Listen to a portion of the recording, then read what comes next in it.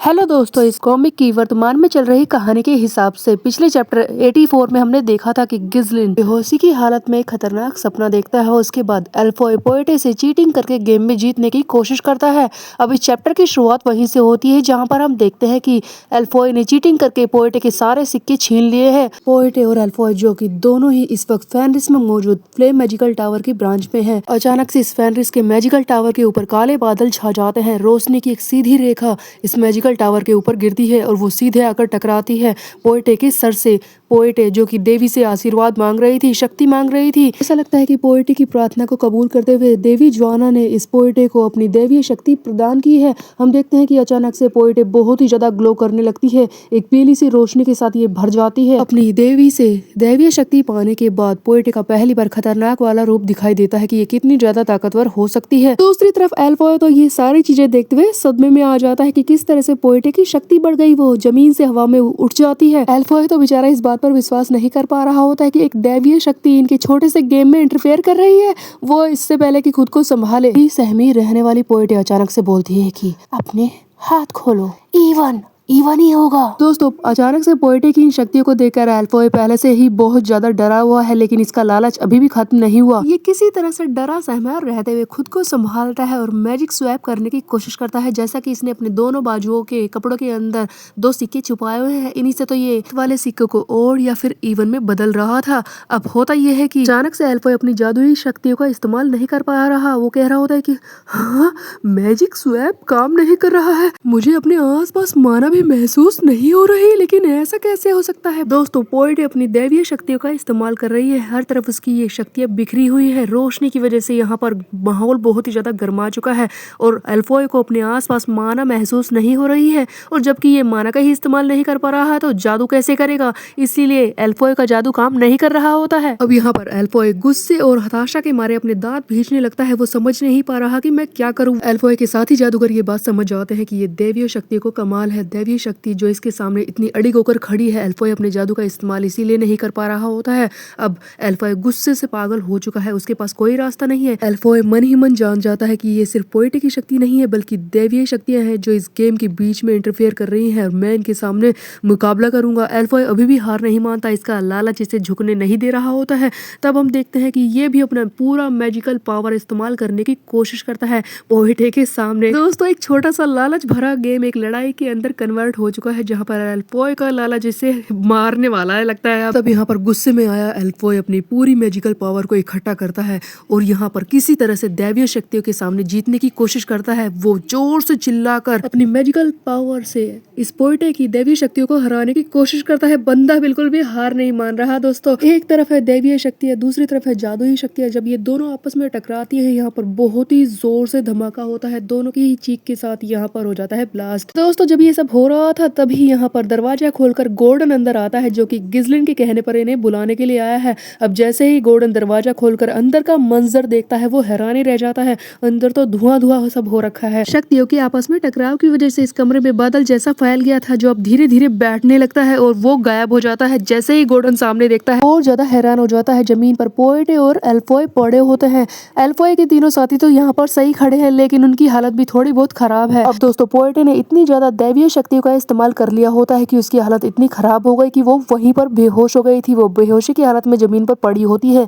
दूसरी तरफ एल्फॉय पड़ा तो वो भी जमीन पर ही होता है, लेकिन इस बंदे ने लालच नहीं छोड़ा। दोस्तों, इसका हाथ अभी भी अपने हाथ पर ही होता है जिसके नीचे सिक्का दबा है। पोएटे से टकराव की वजह से इसकी हालत भी खराब हुई है, नाक बह रही है, लेकिन लालच कौन छोड़े। और तभी ये धीरे से हाथ हटाता है और सिक्के को देखता है। फाइनली एल्फॉय अपने मैजिक के साथ जीत गया। दोस्तों, एल्फॉय ने दैवीय शक्तियों को हराया है। इस बात से तो इसका घमंड 7वें आसमान पर पहुंच जाता है। एल्फॉय खुशी के साथ छत की तरफ देखता और कहता है कि वो है अनडिफिटेड गॉड, जिसे दैवीय शक्तियां भी हरा नहीं पाई। एल्फॉय अपने मन में यही सारी खुशी मना रहा होता है। उसके बाद यहाँ से सीन बदलता है। हमें दिखाया जाता है गिज़लिन को, जो अपने मीटिंग रूम में बैठा होता है और अपनी कुर्सी पर ये सारी चीजें सुनता है। ये सारा हाल सुनते ही गिज़लिन भी हैरान हो जाता है कि एल्फॉय जैसा चूजा ऐसा काम कर सकता है। वो कहता है कि क्या तुमने दैवीय शक्तियों वाली उस संत को हरा दिया, तुमने पोएटे को हरा दिया, लेकिन ये कैसे हो सकता है। दोस्तों, घमंडी एल्फॉय अपने पुराने अंदाज में लौट आता है और कहता है कि मैं क्यों नहीं कर सकता, फ्लेम मैजिकल टावर का इकलौता वारिस ये कर ही सकता है, मुझसे और क्या उम्मीद करते हो तुम?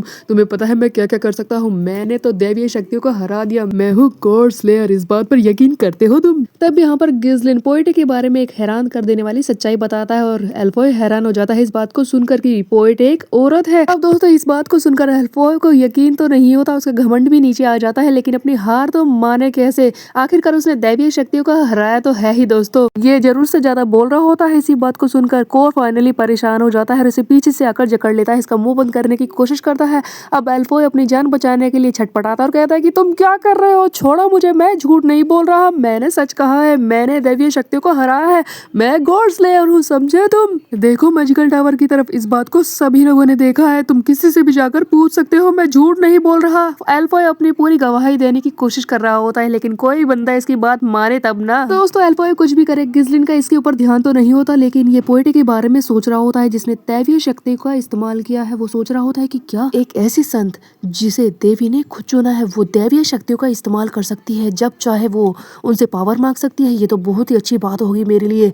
वैसे मुझे अपनी पुरानी जिंदगी की बात याद आ रही है, मेरी पिछली लाइफ में दुनिया के 7 ताकतवर लोगों में से एक देवी का संत था, कोई ऐसा इंसान जो अपने देवी द्वारा दी गई शक्ति का इस्तेमाल कर सकता है, ऐसा ही कोई मेरी पिछली जिंदगी में दुनिया के 7 ताकतवर लोगों में शामिल था। और पोएटे जो कि खुद देवी द्वारा चुनी गई संत है, वो दैवीय शक्तियों का इस्तेमाल कर सकती है, ऐसे किसी इंसान का गिज़लिन के साथ होना इसके लिए बहुत ही बड़ी बात है। जरूरत पड़ने पर ये गिज़लिन के लिए एक बहुत ही बड़ी ताकत बन सकती है, इस बात को गिज़लिन समझ जाता है। दोस्तों गिज़लिन तो इसी गहरे विचार में होता है, लेकिन यहाँ पर तो एल्फॉय ने अपना ही ड्रामा मचा रखा है। तब गिज़लिन यहाँ पर ताली बजाकर सबको शांत करता है और कहता है कि शांत रहो और सारे मेरी बात को सुनो। जैसा कि सब जानते हैं कि हमारा सबसे बड़ा दुश्मन काउंट डेस्मोंड मारा गया है, इस तरह से हमने काफी बड़ी जीत हासिल कर ली है। हमने नॉर्दर्न रीजन के 3 बड़े हिस्सों को एक करके यहाँ पर बड़ा क्षेत्र बना लिया है। इसके अलावा हमने 20,000 सैनिकों को भी अपनी सेना में भर्ती कर लिया है, इसलिए हमारी मिलिट्री पावर भी और ज्यादा बढ़ चुकी है। तो देखा जाए तो दोस्तों इस वक्त हम नॉर्दर्न रीजन में काफी ज्यादा स्ट्रॉन्ग बन चुके हैं। ये सारी खुशी की बातें बताते हुए फाइनली गिज़लिन के चेहरे पर थोड़ी सी मुस्कान दिखाई देती है और वो कहता है कि दोस्तों ये सब आप सबकी मेहनत के साथ ही हुआ है, अगर आप सब मेरा साथ नहीं देते तो मैं ऐसा नहीं कर पाता। गिज़लिन की ये सारी बातें सुनकर उसके सामने खड़े सारे साथी खुश हो जाते हैं, वो गिज़लिन की बातों से गर्व महसूस कर रहे होते हैं कि किस तरह से गिज़लिन इनकी तारीफ कर रहा होता है। बेलिंदा कोर, गिलियन, वनिस्ता, हर कोई बहुत ही ज्यादा खुश होता है, क्लाउड भी खुशी के मारे झूम रहा होता है, लेकिन गिज़लिन इन सब की खुशी को ज्यादा देर तक रहने थोड़ी ना देगा। गिज़लिन अगले ही पल बोलता है कि दोस्तों अब हमारे पास अगले लक्ष्य की तरफ बढ़ने का समय आ चुका है। ये सारी बातें सुनते ही क्लाउड का गुस्सा फट जाता है और कहता है कि क्या इतनी जल्दी, थोड़ा सा तो आराम करने दो, तुम्हें पता है मेरे सर पर कितना ज्यादा काम है, इतना बड़ा क्षेत्र उसे मैं संभालूं, हथियारों का उत्पादन हो रहा है, बाकी चीजें संभालनी है, घर निर्माण करने हैं और पता नहीं क्या क्या करना है। देखो देखो मेरे पास है ना लोगों की कमी है, इतना सारा काम मैं अकेला इंसान कैसे कर सकता हूँ, तुम ही बताओ, सब कुछ करवाना है, बनवानी है चीजें, हथियार बनवाने हैं, उसके अलावा ये सारा पेपर वर्क ये भी मुझे करना है, एक अकेला इंसान कैसे कर पाएगा। दोस्तों क्लाउड तो अपना रोना रो रहा होता है और आराम की मांग कर रहा होता है, लेकिन गिज़लिन इसकी बातों से बिल्कुल भी नहीं पिघलता और कहता है कि ये सारे काम तुम्हें खुद ही संभालने होंगे, अगर जरूरत पड़े तो कुछ और लोगों को अपनी टीम में शामिल कर लो, लेकिन ये सब कुछ तुम्हें खुद ही करना होगा। दोस्तों सचमुच गिज़लिन ने एक अकेले बंदे पर बहुत ज्यादा काम डाल रखा है और क्लाउड की हालत खराब है। तब गिज़लिन आगे बोलता है कि देखो हमें अपने अगले लक्ष्य की तरफ बढ़ना है। देखो जैसा कि हम रॉयलिस्ट फैक्शन का हिस्सा बन चुके हैं और अब मैं नॉर्दर्न रीजन पर भी ऑलमोस्ट कब्जा जमा चुका हूँ, यहाँ पर भी मैं सब कुछ संभाल सकता हूँ, अब हमारी जिम्मेदारी बहुत ही बड़ी हो चुकी है। तो तुम लोगों को पता है कि जो मैंने इतनी बड़ी पावर को हासिल किया है, तो मेरा अगला निशाना कौन होगा, क्या कोई बता सकता है? यहाँ पर हर कोई शांत रह जाता है, किसी को नहीं पता कि अगला निशाना कौन है, आखिरकार किसे गिज़लिन हराना चाहता है। तब यहाँ पर गिज़लिन ही अपनी चुप्पी तोड़ता कहता है कि हमारा अगला निशाना है ड्यूक डेल्फिन,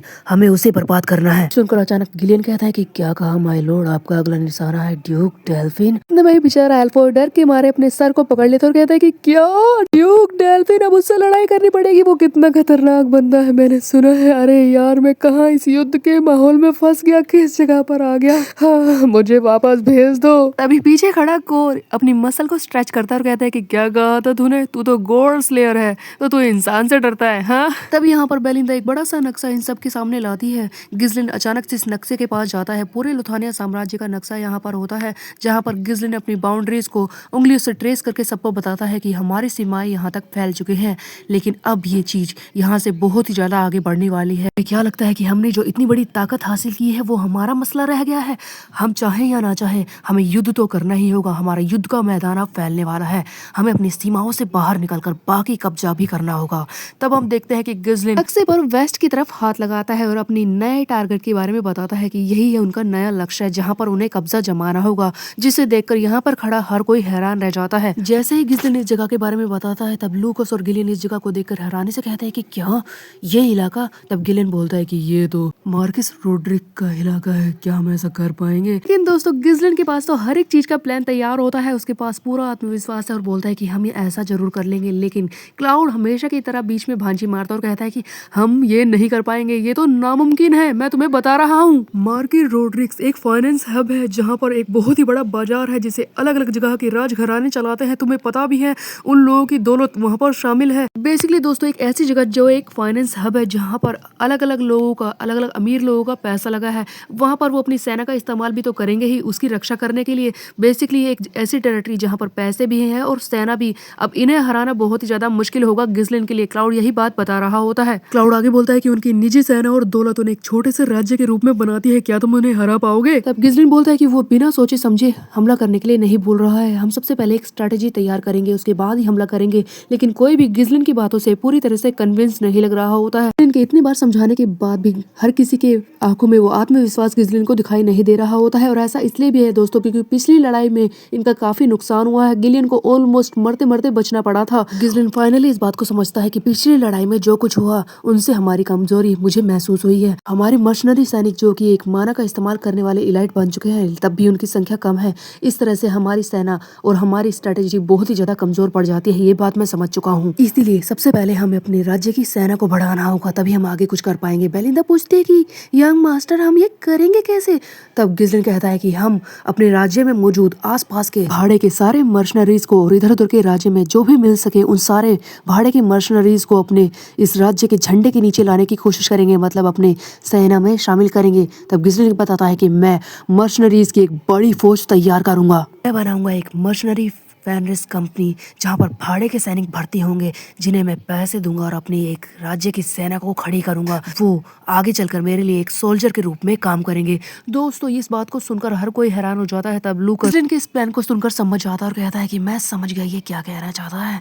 वो मर्सनरीज को शामिल करेगा जो लड़ना जानते हैं, ये अच्छा रहेगा। बिना ऐसे लोगों को शामिल करने से जिन्हें हमें धीरे धीरे ट्रेन करना पड़े, बल्कि मर्सनरीज तो पहले से ही लड़ाई के लिए ट्रेन होते हैं। बेसिकली दोस्तों बिना सैनिकों को ट्रेन करे मर्सनरीज को लाना जो कि लड़ना जानता है, ये ज्यादा अच्छा ऑप्शन रहेगा गिज़लिन के लिए।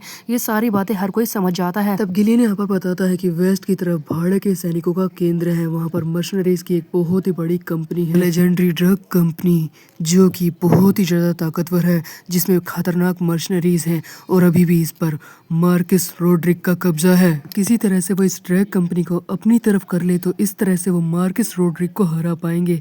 ये सुनकर यहाँ पर क्लाउड भी पहली बार इस प्लान का साथ देता है और कहता है कि ये रणनीति अच्छी है। अगर हम एक बड़े पहाड़ को नहीं गिरा सकते तो उसकी नींव को थोड़ा थोड़ा खोखला कर दो, जिससे कि वो नीचे गिरने लगे और उसके बाद नींव के कमजोर होने से वो नीचे धंसता जाएगा, जिससे हम कुचल भी सकते हैं। तब दोस्तों गिज़लिन काम बांट देता है। क्लाउड और कोर को कहता है कि तुम उत्तर के सारे मर्सनरीज को ढूंढो और शामिल करो अपनी टीम में। तो पैसों से या तो फिर बल से किसी तरह से उन्हें अपनी टीम में शामिल करो। अगर नहीं मानते तो उन्हें कुचल कर रख दो। ये सारे ऑर्डर्स दिए जाते हैं। कोर तो इन बातों को सुनकर बहुत ही ज्यादा खुश हो जाता है, लेकिन क्लाउड थोड़ी चिंता करता है। गिज़लिन यहाँ पर कहता है कि पश्चिम की कमान वो खुद संभालेगा, ड्रेक कंपनी को किसी तरह से अपनी टीम में शामिल करने की कोशिश करेगा। तब यहाँ पर गिलियन गिज़लिन को समझाने की कोशिश करता है, एक्चुअली चेतावनी देता है कि अगर वो खुद पश्चिम में जाकर किसी तरह से ड्रेक कंपनी पर कब्जा जमाने की कोशिश करेंगे तो उस कंडीशन में उन्हें पश्चिम के सबसे ज्यादा ताकतवर तलवारबाजों का सामना करना पड़ेगा। इस दुनिया में सबसे अच्छे तलवारबाज, सबसे बड़ी रुकावट आपके रास्ते में खड़ी है, पश्चिम का सबसे खतरनाक तलवारबाज,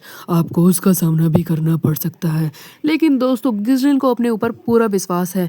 वो पश्चिम का सबसे खतरनाक तलवारबाज की बात सुनकर हैरान तो हो जाता है, लेकिन तब वो धीरे से उसका नाम लेता है। आखिरकार कौन है पश्चिम का सबसे ज्यादा खतरनाक तलवारबाज? अब दोस्तों खतरनाक तलवारबाज की बात के साथ यहाँ से सीन को बदलकर दिखाया जाता है। हमें दिखाई जाती है वही जगह, वो फाइनेंस हब जिसके बारे में गिजलिन बात कर रहा था, मार्कस रोड्रिक्स। दोस्तों मार्कस रोड्रिक्स की इस जगह रोड्रिक्स पर जहाँ पर सबसे पहले बर्फीले पहाड़ दिखाए जाते हैं और पहाड़ों के ही नीचे एक झोपड़ी टाइप का घर दिखाया जाता है जहाँ पर हरे भरे पेड़ उगे हुए हैं। और उसके बाद हमें दिखाया जाता है एक छोटा सा बच्चा जो ट्रेनिंग कर रहा होता है। एक ब्लू कपड़ों वाला छोटा सा लड़का जिसके हाथ में एक छोटी सी तलवार होती है, वो ट्रेनिंग कर रहा होता है और इसके साथ ही बैठा होता है इसका मास्टर जो ट्रेनिंग के बारे में इसे समझा रहा होता है कि तुम थोड़ा सा शांत रहो, सीधे खड़े रहो और गहरी सांस लो। एक लकड़ी के बड़ी सी चीज पर निशाना लगाने को तैयार है। तब इसका मास्टर समझा रहा होता है कि तलवार सिर्फ काटने के लिए नहीं होती, तलवार हमारे शरीर का बहाव है जो हमारे रिदम के साथ मूव करता है। अपने तनाव को छोड़ो, अपनी बॉडी को स्थिर रखते हुए इस लकड़ी पर पूरे जोर से वार करो, एक गहरी सांस लेकर। तब हम देखते हैं कि लड़का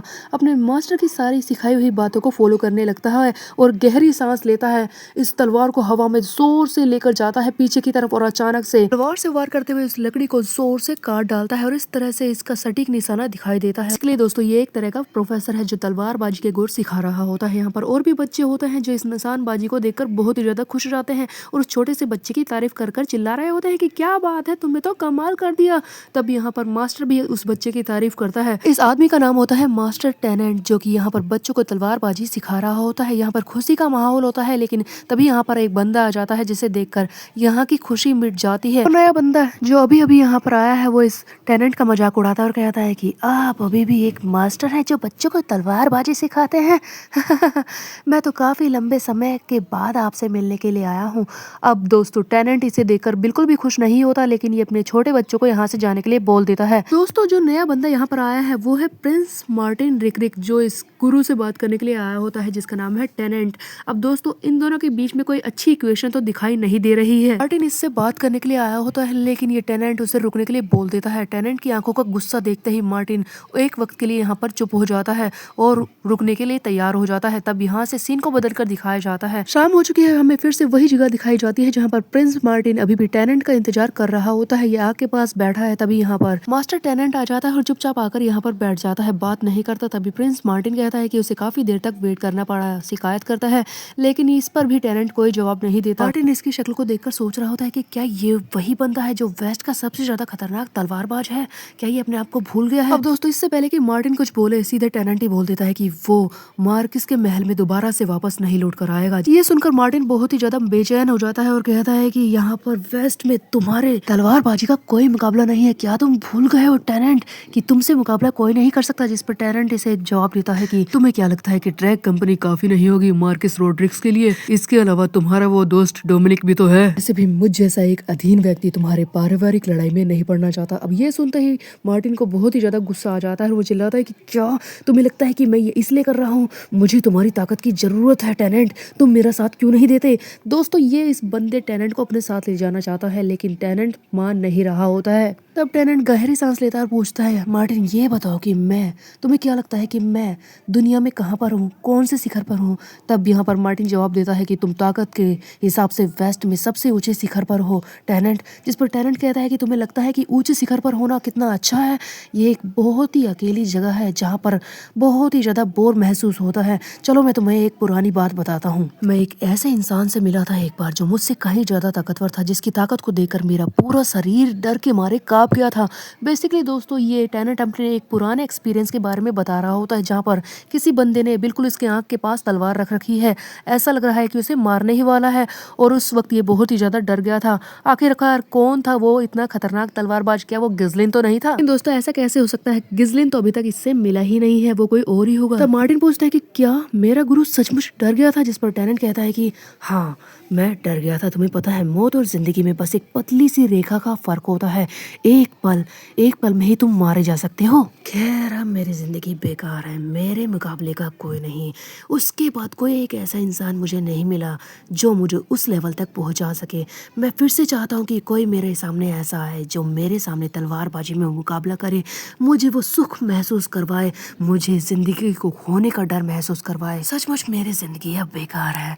दोस्तों बेसिकली ये टेनेंट बहुत ही ज्यादा खतरनाक बंदा है जो अपनी जिंदगी में बहुत सारे बंदों का मुकाबला कर चुका है। इसे लगता है कि इससे ज़्यादा खतरनाक तलवारबाज तो कोई है ही नहीं है। एक बार एक बंदे से मिला होगा, लेकिन उसे भी शायद इसने मार डाला होगा। उसके बाद ये किसी से नहीं टकराया है और चाहता है कि कोई खतरनाक तलवारबाज इसके सामने आए। तो क्या गिस्लिन वो बंदा होगा जो इसे आकर कुचल डालेगा? खैर ये सब हम देखेंगे आगे आने वाले चैप्टर में। तब तक के लिए मेरे चैनल को सब्सक्राइब कर ले, बेल का आइकन को कर दे प्रेस। में मिलते हैं, बाय बाय दोस्तों।